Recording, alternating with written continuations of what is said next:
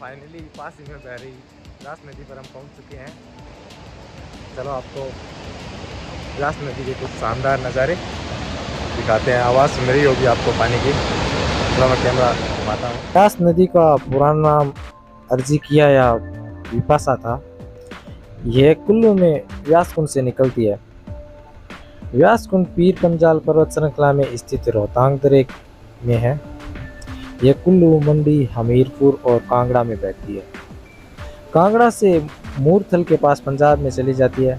मनाली, कुल्लू, बजौरा और पंडोह, मंडी, सुजानपुर, टिहरा, नादौन और देहरा गोपीपुर इसके प्रमुख तटीय स्थान हैं। इसकी कुल लंबाई 460 किलोमीटर है। हिमाचल में इसकी लंबाई 256 किलोमीटर है। कुल्लू में पतली कुहल, पार्वती पिन, मलाना नाला, फौजल सरवरी और शेज इसकी सहायक नदियाँ हैं। कांगड़ा में सहायक नदियाँ बिनवा, न्यूंगल, गज और चक्की है। इस नदी का नाम महर्षि व्यास के नाम पर रखा गया है। यह प्रदेश की जीवनदायिनी नदियों में से एक है। इस नदी का उद्गम मध्य हिमाचल प्रदेश में वरहद हिमालय की जास्कर पर्वतमाला के रोहतांग दर्रे पर 4361 मीटर की ऊंचाई से होता है। यहाँ से ये कुल्लू घाटी से होते हुए दक्षिण की ओर बहती है, जहाँ पर सहायक नदियों को अपने में मिलाती है। फिर ये पश्चिम की ओर बहती हुई मंडी नगर से होकर कांगड़ा घाटी में आ जाती है। घाटी पार करने के बाद व्यास पंजाब में प्रवेश करती है। भारत में वह दक्षिण दिशा में घूम जाती है और फिर दक्षिण पश्चिम में ये 470 किलोमीटर बहने के बाद आरकी में सतलुज नदी में जाके मिलती है। व्यास नदी 326 ईसा पूर्व में सिकंदर महान के भारत आक्रमण की अनुमानित पूर्वी सीमा थी। वाल्मीकि रामायण में अयोध्या के दूतों की केकई देश की यात्रा के प्रसंग में विपासा को पार करने का उल्लेख है। भारत में भी विपासा के तट पर विष्णुपद तीर्थ का वर्णन है। विपासा के नामकरण का कारण पौराणिक कथा के अनुसार इस प्रकार वर्णित है कि वशिष्ठ पुत्र शोक से पीड़ित हो अपने शरीर को पास से बांधकर इस नदी में कूद पड़े थे, किंतु विपासा या पास मुक्त होकर जल से बाहर निकल आए। भारत में भी इसी कथा की आवृत्ति की गई है। दी मिहरान ऑफ सिंध एंड इट्स ट्यूटरेज के लेखक रेवती का मत है कि व्यास का प्राचीन मार्ग 1790 ईस्वी में बदलकर पूर्व की ओर हट गया था और सतलज का पश्चिम की ओर, और ये दोनों नदियां संयुक्त रूप से बहने लगी थी। रेवती का विचार है कि प्राचीन काल में सतलज व्यास में नहीं मिलती थी, किंतु वाल्मीकि रामायण में वर्णित है कि सतलुज या सतलज पश्चिम की ओर बहने वाली नदी नहीं थी। अतः रेवती का मत संदिग्ध जान पड़ता है। अगर कोई दोस्तों कभी मनाली आता है तो ये मॉल रोड के पास ही से बहती है व्यास नदी का ये नज़ारा देखने जरूर आना।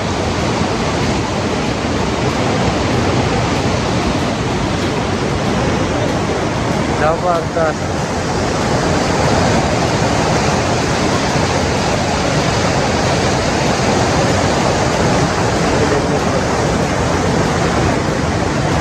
उधर उस साइड एक ब्रिज बना हुआ है, उल्टा हुआ ब्रिज।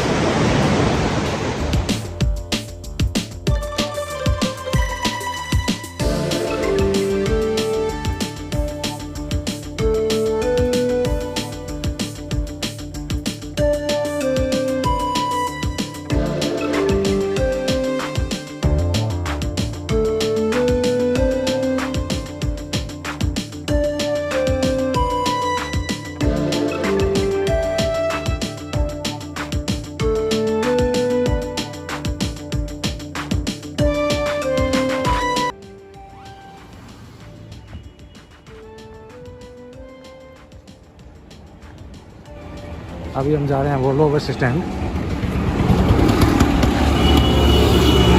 वहाँ से हम लेंगे बाइक रेंट पे और फिर वहाँ से निकलेंगे लद्दाख के लिए।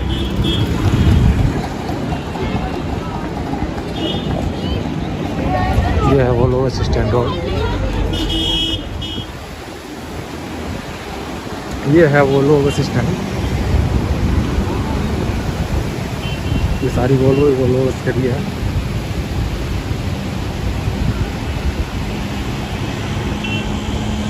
कमाल का व्यू आ रहा है दोस्तों।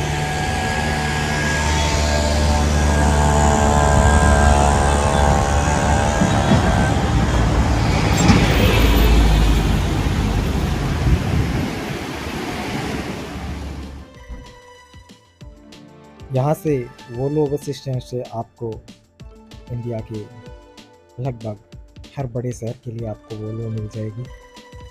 और जो टूरिस्टर्स की बस से जाती है उनकी पार्किंग भी यहीं पे रहती है। यहाँ से वो आगे टैक्सी किराया करते हैं। पास ही से ये नदी बह रही है जो आपको चलिए दिखाते हैं।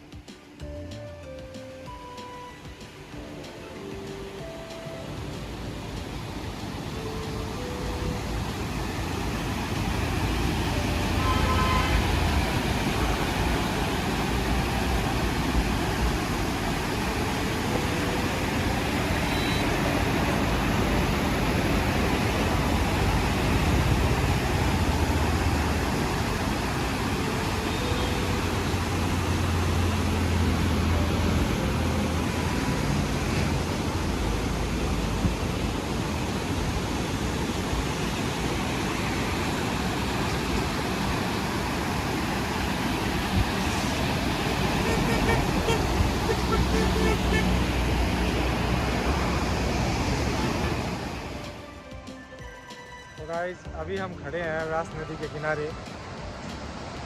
गाइस यहाँ से तो बाइक का नहीं हो पाएगा, सब जगह भटक लिए पूछ लिया। अभी क्या वैकेशन चल रहा है तो कोई भी बाइक अवेलेबल नहीं है लद्दाख के लिए ले के लिए। बोल रहे हैं 1 दिन 2 दिन के लिए इधर घूमने के लिए चाहिए तो बता दो, ले के लिए बाइक नहीं मिलेगा। तो अभी आगे हम लोगों ने प्लान किया है कि यहाँ से केलोंग जाएंगे और केलोंग से कल सुबह बस पकड़ के वहाँ से बस में ले जाएंगे और लेह से बाइक लेंगे। बाकी देखते हैं आगे क्या होता है। जैसा सोचता है वैसे होता कहाँ है। हमने यहाँ का सोचा था कि यहाँ से बाइक मिल जाएगी और मिल भी जाती है, लेकिन फ़िलहाल वेकेशन का टाइम चल रहा है तो मिल नहीं पाई बाइक। सब जगह पता किया है।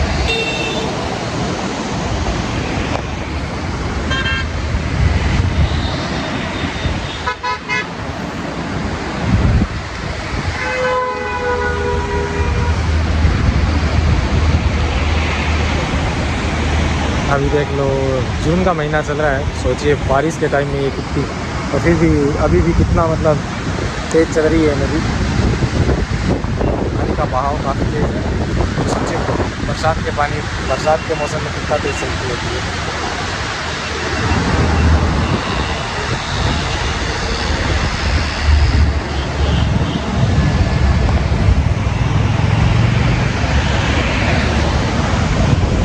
यहाँ से हम पता करते हैं अभी केलोंग के लिए बस कहाँ से मिलेगी।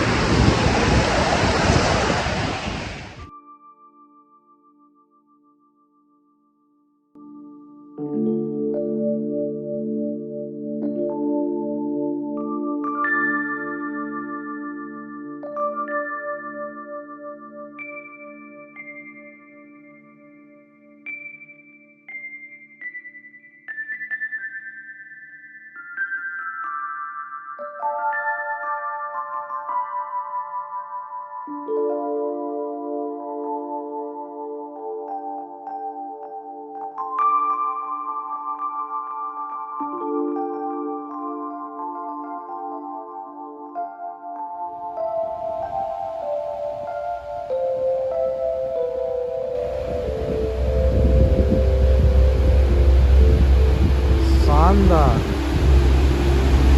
पूरा पैसा वसूल लोकेशन है भाइयों, जबरदस्त।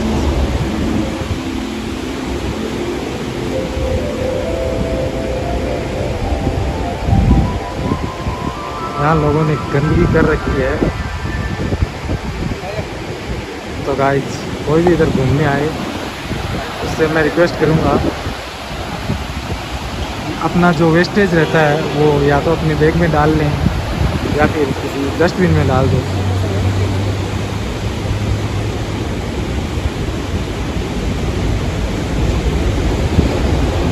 क्योंकि हमारे द्वारा फैलाई गई गंदगी से प्रकृति को बहुत अधिक नुकसान हो रहा है। वाह।